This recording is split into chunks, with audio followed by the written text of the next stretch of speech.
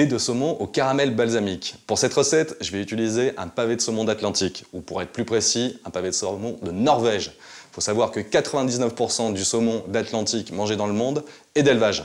On est sur un superbe poisson à la chair bien ferme, à la teinte orangée. On attaque tout de suite la recette. Je vais dans un premier temps vérifier qu'il n'y ait aucune arête. Pour cela, je passe mon doigt sur la chair. Si j'en trouvais une, vous utilisez une pince à épiler. Alors moi, j'ai une grosse pince, mais une petite pince à épiler ferait très bien l'affaire. Et on retire l'arête.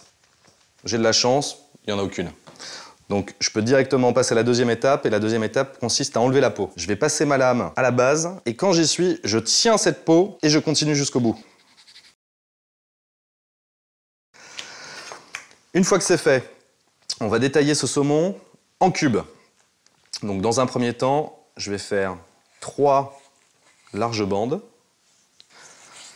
Une fois que j'ai réalisé mes bandes, je vais retailler un tout petit peu pour avoir des cubes à peu près identiques. Je peux aller sur mes cubes. 1 cube, 2 cubes, 3, 4 et un petit 5e. Donc j'ai parlé de dés de saumon au caramel balsamique. Donc on va attaquer le caramel. Je vais verser, on va dire l'équivalent de 4 cuillères à soupe de sucre semoule. L'idée étant de recouvrir toute la superficie de ma poêle. Voilà. Et la chose essentielle pour la réussite d'un caramel, on ne touche à rien, surtout. On laisse les choses se faire.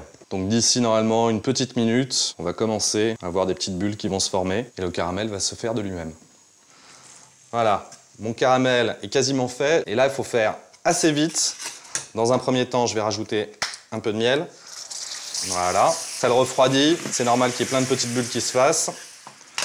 Et tout de suite, je vais pouvoir rajouter le vinaigre balsamique.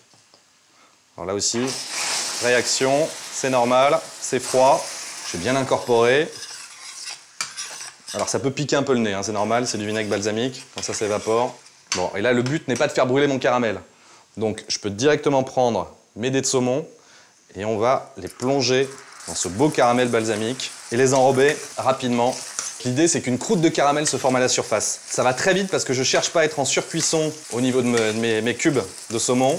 Je vais pouvoir les retirer. Alors pour ça, je vais utiliser une pince et je vais les déposer sur une grille. Pourquoi cette grille? C'est simplement, voilà, comme ça me permet de faire tomber l'excédent de caramel et que ma pièce croûte le temps du repos. Allez, hop là, on y va.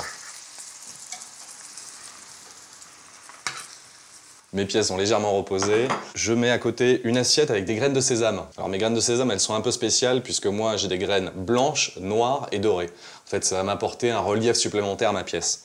Il me suffit juste de récupérer ma pièce, de la rouler dans les graines de sésame. Le caramel fait que les graines adhèrent et je la dépose. Et je répète l'opération avec les autres pièces.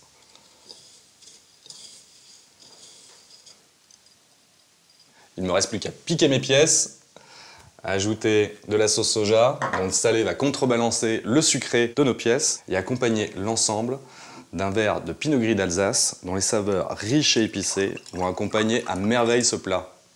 Bon appétit!